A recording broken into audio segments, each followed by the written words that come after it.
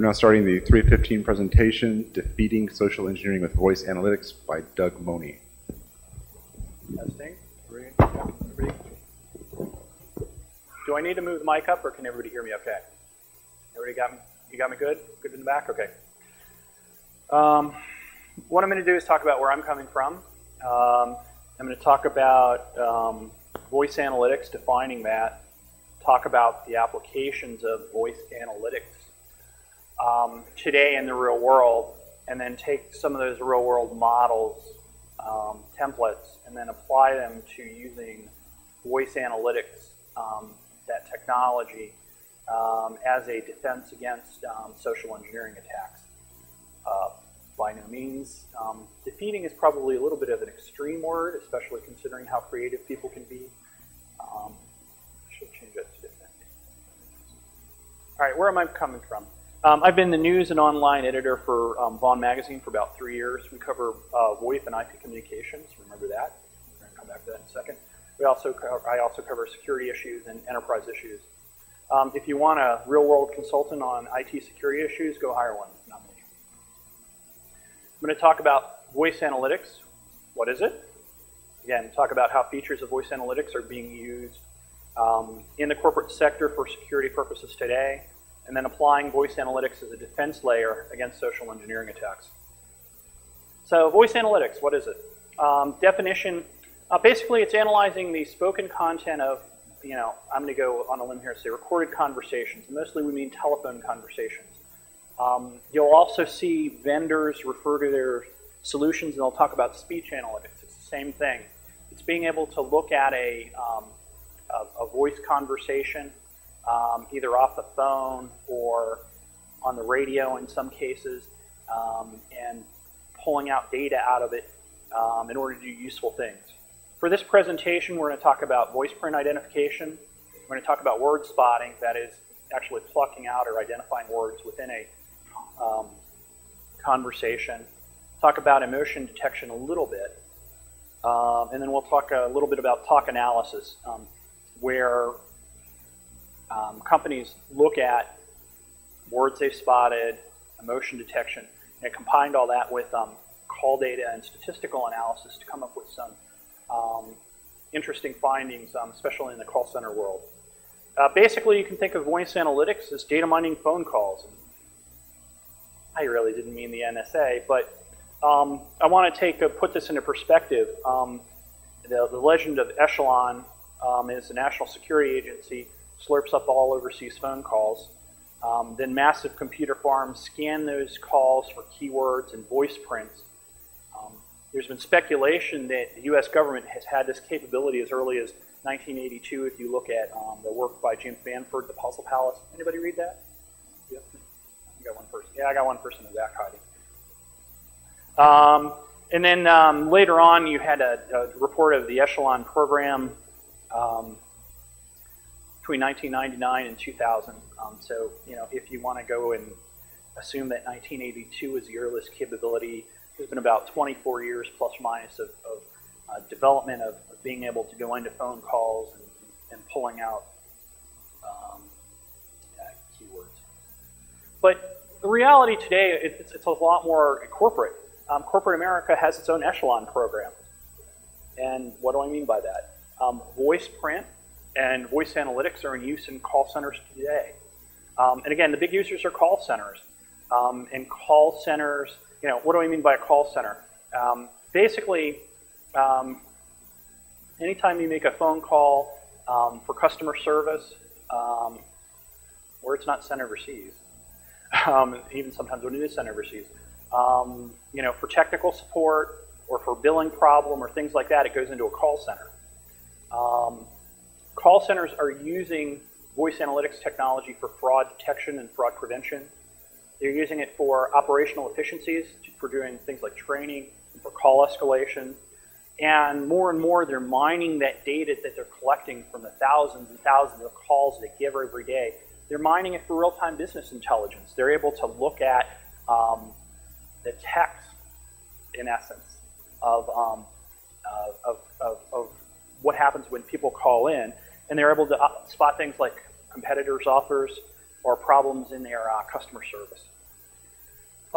Multiple vendors out on the market, and I was really surprised once I started looking into this. Multiple vendors right now are building parts and pieces of speech analytics, voice analytics solutions for the call center market. And then also call monitoring is also used for regulatory compliance in the financial and healthcare industries. And I'll get into a little bit more than that later. But basically, when you start talking about things like HIPAA and Sarbanes-Oxley and get the lawyers involved, the lawyers make people very paranoid, and they suddenly think that they have to record everything, because if they don't have their bases covered. So why do call centers do that? Record calls and look at the inbound calls? Well, basically, with a call center, efficiency is everywhere. Somebody calls in, it's costing you money. For the phone call, it's costing you time for the person who answers the call. So call centers want to be able to get service calls, customer calls resolved faster. They want happier customers, and they want lower costs. And call centers have built these large data collection mechanisms, basically because disks are cheap, processors are cheap, and the software, the secret sauce, well, that's a little bit more expensive. But they can record all the calls coming into their call centers, tens of thousands of calls per day, and then run a batch job at night and look at, generate statistics off of those calls that they can use to tweak the business the next day.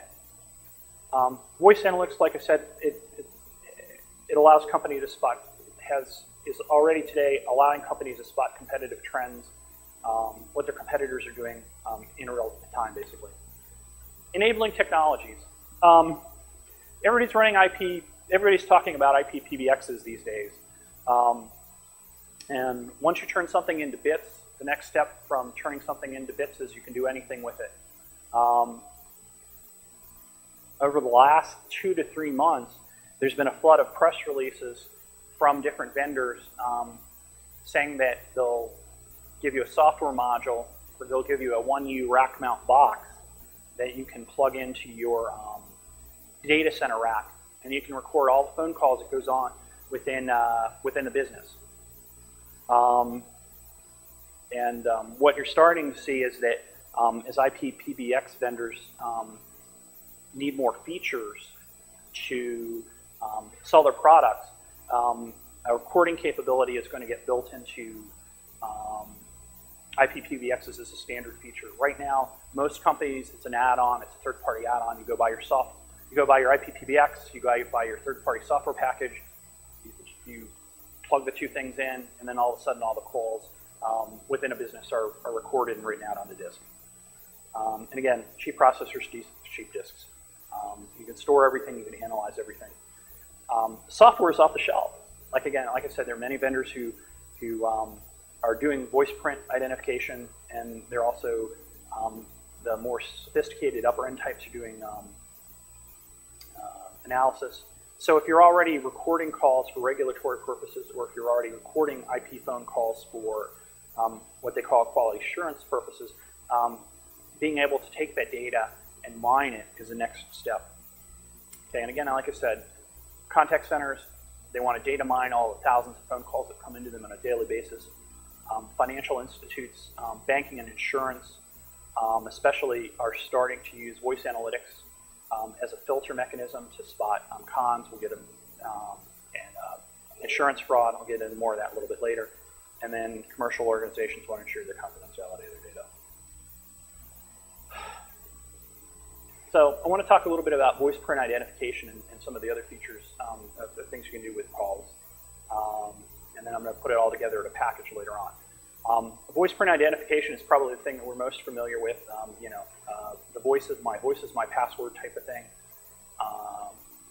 Sneakers, everybody see sneakers? Yes. No.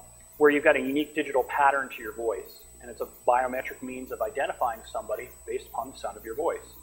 And there are multiple commercial solutions available for password replacement, and then they're starting to get plugged into organizations such as Nuance's things speak for verification. Getting rid of a password and using voice print identification is very attractive for a lot of companies, and I'll get into why in a couple of slides.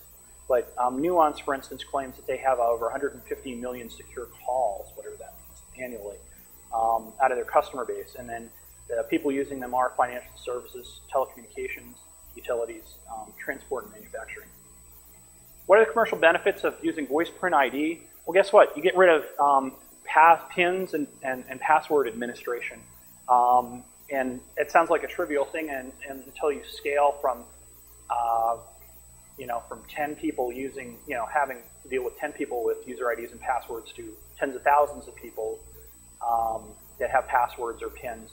All of a sudden, you've built yourself when you have many, many thousands of people, you've built yourself a big administrative headache because people are going to lose passwords. People are going to forget passwords. They don't use them for a while. And then having to reset passwords, it takes time. So companies see that they can get savings if they use voice print ID because they don't have to have an agent on the phone going through the verifying, okay, what's your mother's maiden name? When were you born? What's your dog's favorite name? They don't have to go through all that. They've got voice print on file. People aren't going to lose their password. Voice print also provides another means of identifying someone. So they're reducing the potential for fraud and identity theft if they've got a documented voice print, and they can use voice print to verify your ID, verify who you are. How's it used? Basically, you authenticate your identity the first time around. You'll make a baseline voice print or train a recognition package of some sort by selective vocabulary. You read off a set of words, basically. Insurance companies are using voice print more and more for whitelisting and blacklisting people. Whitelisting means that if you called your insurance agent once before at a call center and he's got the call on file, well, he's got your voice print on file. So if you call back and you say, I've got a claim, on my house just burned down, you can go look back 6 months ago and take a look at when you're having a conversation the first 6 months ago when you were setting up your insurance, look at when you're making the claim now and verify that, oh yes, you're the person that has the insurance policy with us. Conversely, insurance companies are using voice print for blacklist, for spotting known bad actors. And they're starting to use this in combination in building big databases. If you look at some of the reports of Katrina fraud, you get one guy who's, makes 10, 15, 20 claims. It's the same guy who's just calling in to different people at different times. It's got different address, i.e. a different post office box. Of course, he's homeless from Katrina, so of course he's got a post office box. He's got a different story, he's got a different ID, but his voice print's the same. If you've got all those calls recorded coming into a call center, you can filter out and you can look at, hey, wait a minute, this guy is calling in 3 or 4 different times, but he's got 4 different names. Something's wrong. We need to look into that.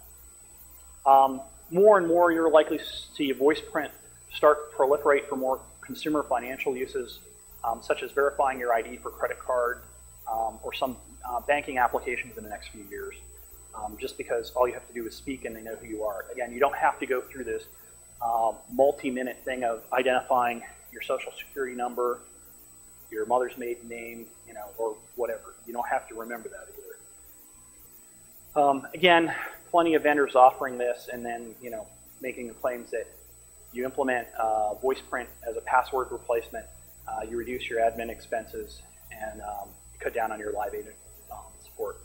You don't have to have as many people answering the phones. Word spotting. Word spotting is interesting. You can take a recorded phone call, and then what you need, and I'm going to wave my hands a little freely here because it's a lot more difficult than I talk about here, but you reach into a recorded phone call, then you turn the text, you turn the speech into text. Okay, pulling speech, turning speech into text is difficult, but if you've got the right algorithms, and a lot of people have been building up some very proprietary and very sophisticated engines in order to do this, you take this conversation, you turn it into text. Well, once you've got it into text, you can index it, and then you can search for it and you look for keywords. When you're looking for, once you've got it into text, you're good. So you can take a conversation, that's been digitized and turned into text. You can look for single words or phrases, multiple phrases, depending upon how detailed, how sophisticated you want your rule set to be. Word spotting is the hot tool for contact centers right now because, of course, they store all the conversations with agents. You know, you call into a call center and you hear your call may be monitored at any time, or this call is monitored for quality control purposes. Well, they're recording it. No two ways about it. They're recording it. It's getting stored on a disk somewhere. Now, what's happening is that they can dig through all those calls on a batch job every night, and they can find good experiences, the wow experiences. You can find bad experiences. How many people have uttered profanity when they've been on the phone with a call center? Oh, come on. Yeah, I see. Yeah, there ought to be at least a quarter of those hands that'll fess up to it. You know, when you look at, you know, profanity along with looking at emotion detection, being able to spot spikes in people's voices based upon tone or spot the emotion in somebody's voice, you can filter out an index on that as well. And then, of course, again, competitors' offers, so you're looking at a lot of that. FedEx. You call FedEx and you go, wow! You're likely to end up to being a call of the month for somebody. You might actually end up earning somebody at FedEx a bonus.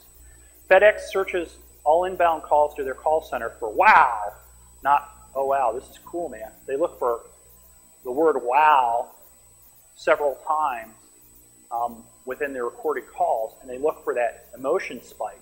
They're looking for people who are really impressed with a call agent. Those calls are identified every night, and they're marked off, and they take the files, the MP3s or whatever they have, and they mark them off for training purposes. So new call center agents can listen to those fresh calls and learn how to be better call center agents. And then the one thing that vendors wouldn't talk to me about, but I know they do it. They got to do it. You know, people who use profanity. You want to look, if you're in a call center, you want to look at the angry customer. You want to look at whether or not the guy's answering the phone. You know, why is there a problem with this call? Is it a bad customer because he's profane or highly sensitive? I know that whenever I get on the phone with Verizon, my blood pressure spikes about 5 points and I start swearing and I don't know why. I just can't control myself. Yeah, I know, it's a phone company. You should always do that. Or is it a bad business process? Is it a bad product? Or does the agent need to improve or polish the way he handles the customer? Word spotting for real-time competitive intelligence. Like I said, inbound calls are a massive source of data on customer and market trends, and they're used. Word spotting is used for competitive intelligence. Look for the name or mention of a competitor, or mention a special offer, great offer, or other type of switch. Let me give you a real-world example. I switched from my long-distance phone service from AT&T to one of those over to Cox's cable service for a flat rate. And I had to call up AT&T, don't ask me why. I had to call up AT&T in order to cancel my long-distance service on the phone line. And the first question he goes, well, why are you leaving us? I said, well, I got an offer from Cox because they got a better, because I got a flat rate price. Guess what? That information's recorded along with all the other cancellation calls, and every night they crunch through it. And companies can look at this look at the batch run, the resulting report in the morning, and identify in real time, is somebody doing an offer in a certain part of the country that cutting into our business? Okay, they can identify that, they can respond to that, and they can modify their marketing and sales strategies in near real time rather than 5 to 10 months later with sales down by 5 to 10%. And then, of course, you can also use the data to generate things like profiles of good customers or bad or trouble customers. Let's get this. One of the companies that's in this business is a company called Nice Systems. They're traded on NASDAQ. They made $311 million last year. They're what I call the Microsoft of voice analytics. Some people may argue with me about that, but they've got 23,000 customers they lay claim to with all of their products, including 75 of the Fortune 100.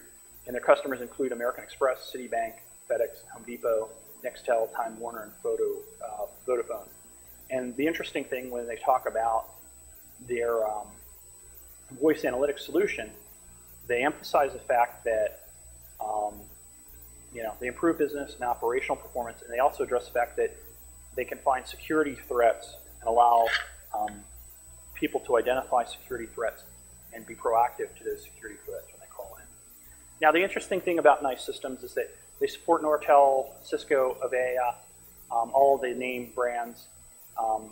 You can link up the voice recording with other tools in line like IM and screen lookup, so you can build these elaborate models for analyzing call content with other data sources. And then they've also got a module that if you want to write a check big enough, you can tie that straight into an SAS analytical package, so you can do statistics to your heart's content. Now, the baseline analytics package from NICE, that's about 100 grand, but obviously stalling Coral is much cheaper. Again, voice storage, everybody's storing data. You can do a single PC, PC type box, running Windows XP, record up to 48 calls on it, 55,000 hours of video on it.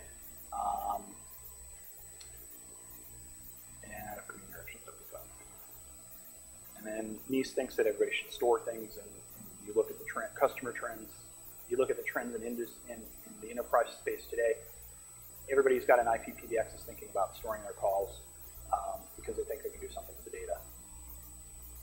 Okay, again, commercial volume. Liability requirements. Just liability requirements real quick. Why do people record or get neurotic about it? People in the health and care industry have the HIPAA regulations. They feel they have to track communications to ensure confidentiality of information. From a financial perspective, companies want to monitor for leakage of information, for insider trading. And then you've got Sarbanes-Oxley.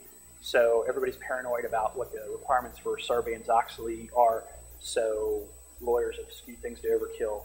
So companies are now providing audit trails of calls and monitoring. Okay.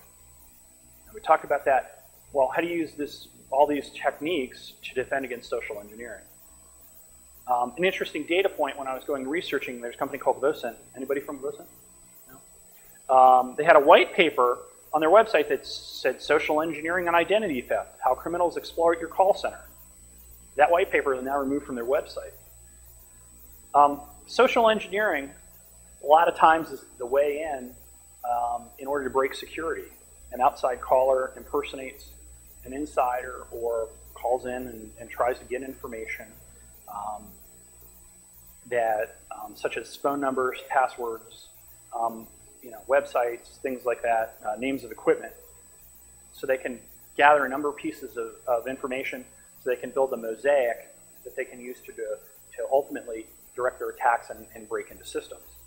And despite written procedures, user education, public flogging in some cases, just kidding. Social engineering is still an effective way to breach corporate security.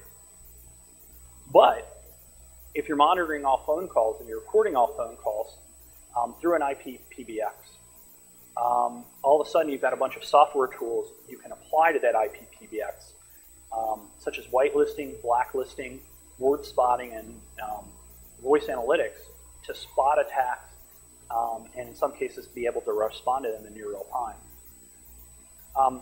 We're not talking about blue sky technology. Again, you've got larger organizations using voice analytics today. So building this is as simple as plugging in a server and analyzing recorded phone calls or analyzing calls in real time. The toughest task is building a rule set to look at words, look at conversations, and being able to dig through them. The one key thing is that the secret sauce here is the most expensive part of voice analytics is that, again, that speech-to-text engine, being able to do that well and do that in real time or fast enough to be near real time, that's pretty expensive. So larger organizations are first implementing this, again, larger call centers. But as the price goes down, you're going to start to see more and more people analyze inbound calls. Whitelist, voice printed identification. Again, my voice is my passport. That's the most common use today when you talk about analyzing phone calls for security purposes. And right now, most companies are using it as an in-house to either authenticate people who are outside, who call in all the time, such as technicians or IT staff. And some of them, the more stricter ones, are using them to authenticate all staff who call in. Again, lawyers, the paranoid. But whitelisting or voice print is becoming more important because you can spoof caller ID. I mean, it's almost de facto standard. I don't want to say de facto standard, but pretty much that you can spoof caller ID pretty much 6 different. I don't want to say 6 different ways, but a number of different ways. So you can't use caller ID to authenticate people. You need to have another thing, and that other thing is going to be voice print. Blacklist. If you know who your bad actors are, if you know that somebody's, somebody's been, if you can identify somebody who's trying to defraud you, and you know their voice print, you can use that voice print to filter through calls and identify that person and block them out of the system. You could either use, if you're using voice print as a blacklist, you could either flag or deny somebody access to the rest of the phone system, or if you want to be cruel, you can send them into voice attendant hell, and they just have to go 4 or 3 and try to reach a real person. Blacklist with sharing is also interesting. More and more insurance companies realize that if they've got somebody trying to defraud them 5 to 10, one insurance company realizes that you've got somebody trying to defraud them, then their competitors also have that problem. It's in their best interest to identify that bad actor and make sure that neither one of them get ripped off. So more and more insurance companies are starting to share that data. Word spotting. Again, you can build a vocabulary of words that can get monitored and look for. If you have somebody calling in and they're asking for a password, or they're asking for user logins, or they're asking for more sensitive information like, can you tell me the phone number of the CEO? I need to get a hold of them because it's an emergency. Anybody who's trying to run a social engineering attack may make more than one phone call to see if he can get the information. And he's going to ask basically the same question. If you can identify keywords, then you can search for a vocabulary of words that'll set off flags, and you can go ahead and take further action. And if you cross-match that with caller ID, assuming caller ID is not spoofed, I mean, if somebody's asking about passwords and they're, on a phone across the street or a phone that I can't identify, then that's an obvious flag that there's something wrong. Now, word spotting, if you're going to use that for security purposes, you're likely going to have to establish baseline or threshold to prevent false alarms. Because let's face it, large organizations, again, somebody's going to forget their login, they're going to forget their password. If you've built up a more sophisticated vocabulary, depending upon how paranoid you are, if somebody calls in asking about your routers, is that a hacker or is it a sales guy? Well, if it's a sales guy, if it's a sales guy from Juniper and he wants to sell you upgrades to your, he wants to sell you upgrades on your gear, well, then that doesn't have to sound an alarm. But if somebody's calling in asking about your router gear and you don't know them from Adam, then that's an area of concern as well. Probably, unfortunately, I suspect that initially voice analytics is going to get used a lot for post-attack reconstruction. A company's going to get hit. They're going to realize that they've been compromised, and through some means they've realized to identify a bad actor through their voice print and word spotting. Once they've identified a single phone call where an attacker has called in, they can go ahead and use that information and figure out, okay, how many phone calls did this guy make? What information did he ask for? So they can go back through a log of calls and they can trace back who was called, identify the methods that this guy used in order to get the information, and identify what information was used to compromise the company. And once you've got that information, of course, you can generate a full time-stamped audit trail as to who called, when they called, and again, where they called if the caller ID wasn't compromised. On the other hand, hackers aren't stupid. Anybody trying to compromise your system may be aware that you may use voice analytics against you. So they may have tactics to get around a high-tech electronic filtering system. And on the other side of the coin, you'll be able to take countermeasures in order to prevent these methods from being compromised. Whitelist.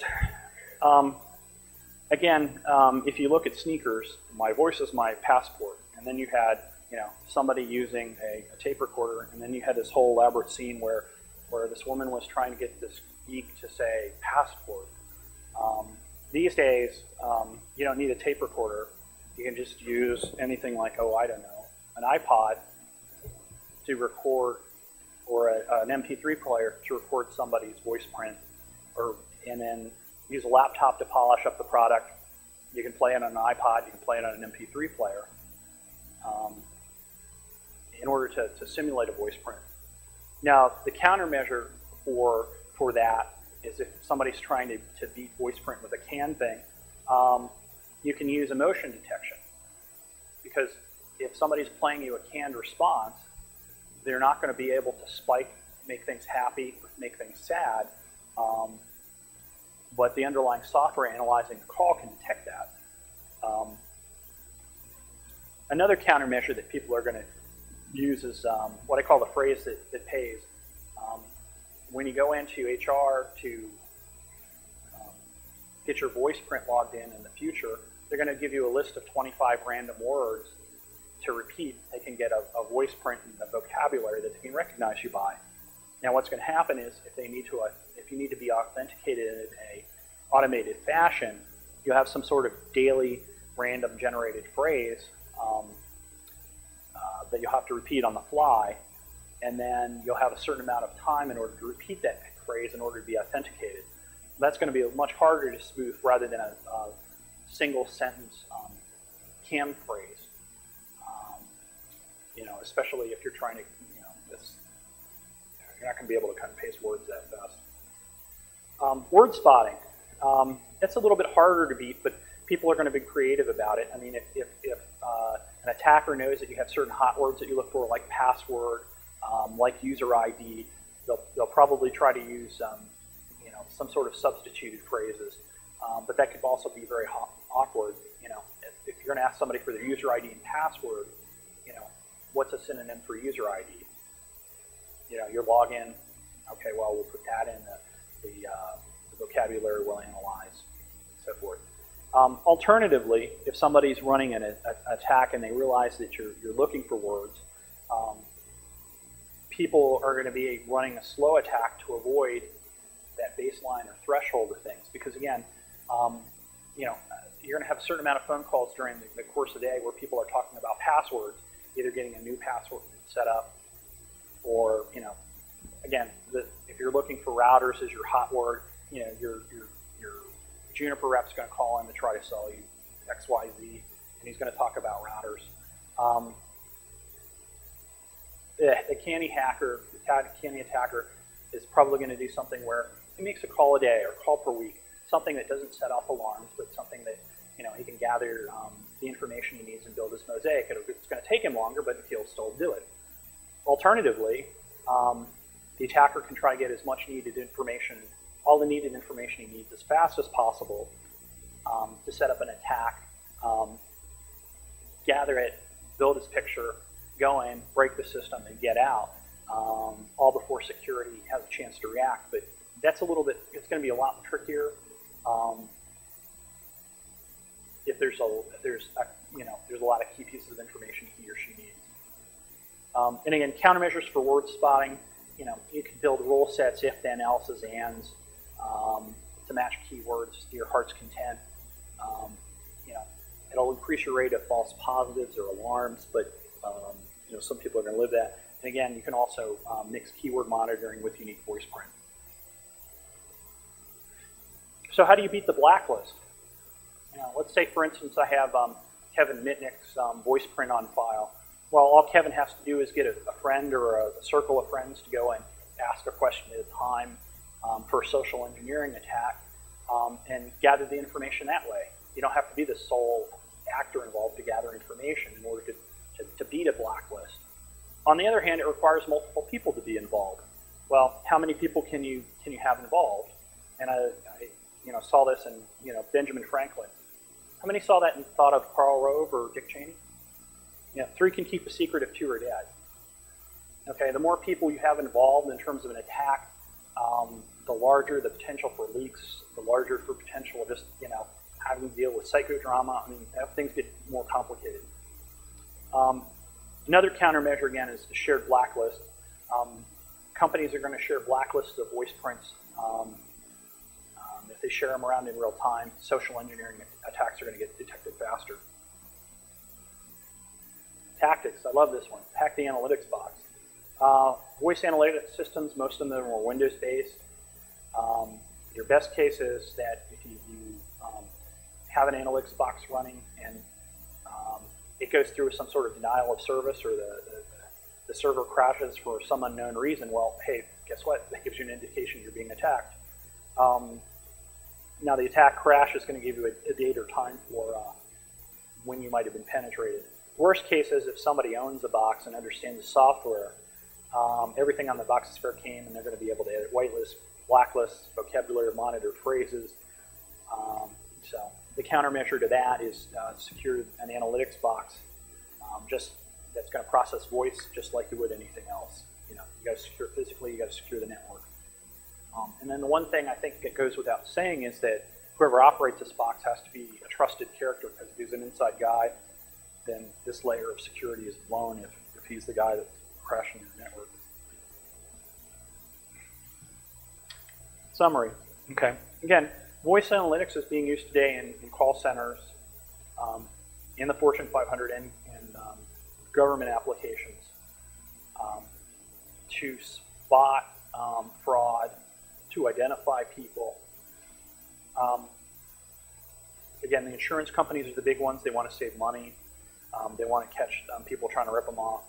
The software technology is not cheap, but prices are likely to decline. Again, the most expensive piece of technology in building a voice analytics system is basically the speech-to-text engine, because disks are cheap, drives are cheap, servers are cheap. And then your first implementations of people who are implementing this technology are high security, high risk organizations. Again, who's going to do identity theft, that sort of thing. Food for thought. Again, this technology is so cheap anybody can do it, so you don't have to worry. People shouldn't worry about Echelon USA. People should worry about Echelon Sweden or Echelon China or Echelon Russia. The gear is cheap. The software is off the shelf. I mean, these systems is based in Israel. It's not too much of a stretch to think that Israel may have the capability for their own little voice analytics thing. All they need to do is be able to get access to a telephone call flow in countries they may be interested in, like, I don't know, Lebanon, and sort through that stuff and ID and fill out a voice print ID so they can go find people. And again, it's not only nation states that have this capability. New York City could pay for a capability like this. New York City has, thousands of cops, and I don't know how much their budget is, but they've got a multi-billion dollar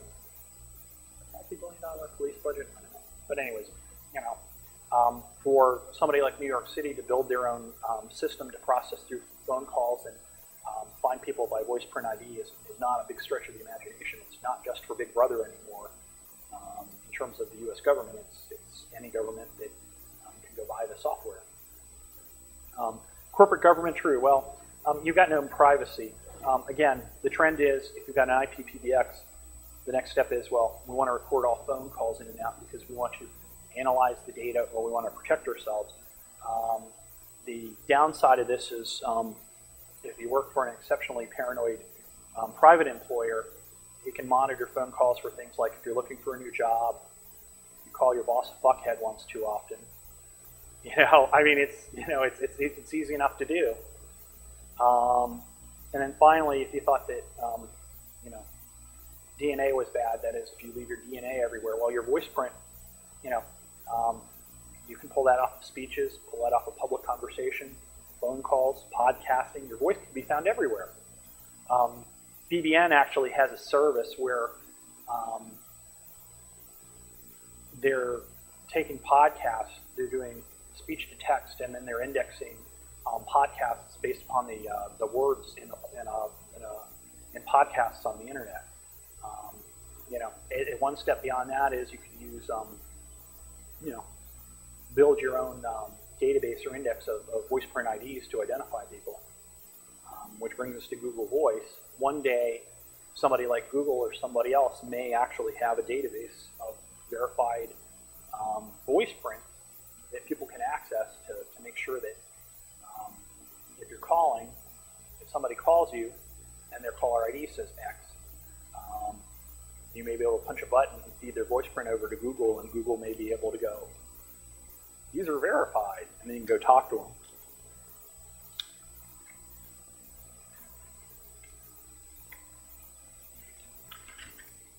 So, my email address again on the notes. Any questions, comments? Yes, sir.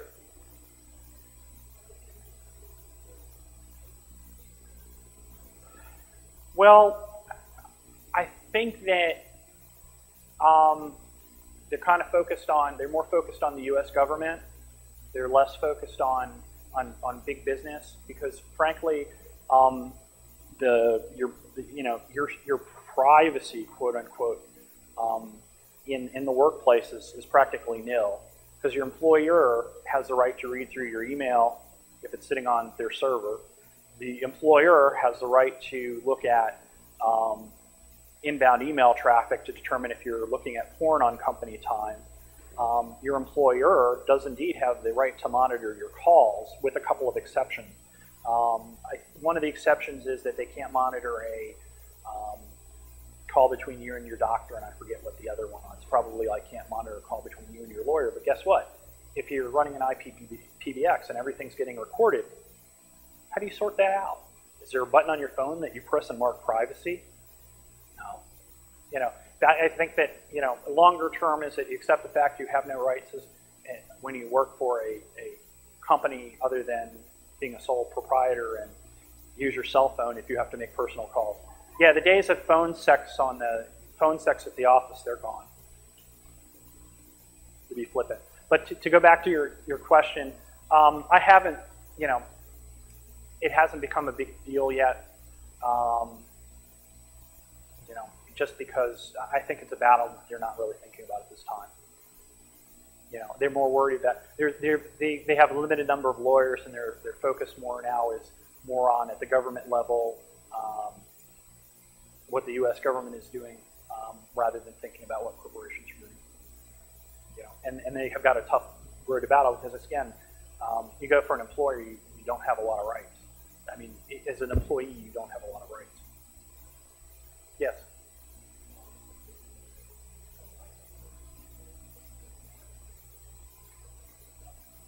What?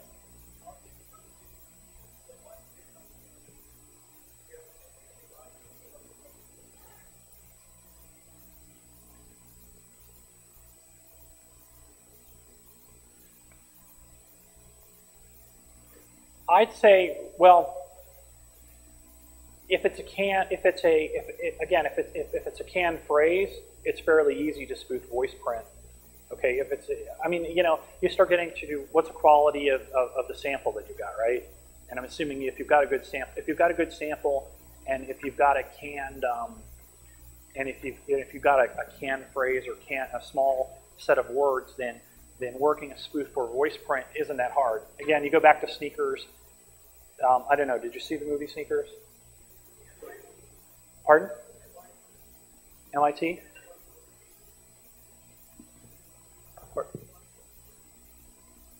Okay. So, it's, you know,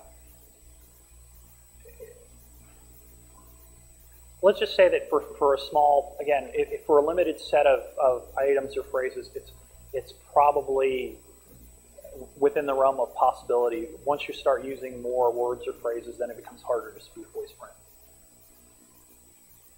So there's not a lot about it. There's, you know, because you start getting into, okay, well, how many words do you know that you have prints on?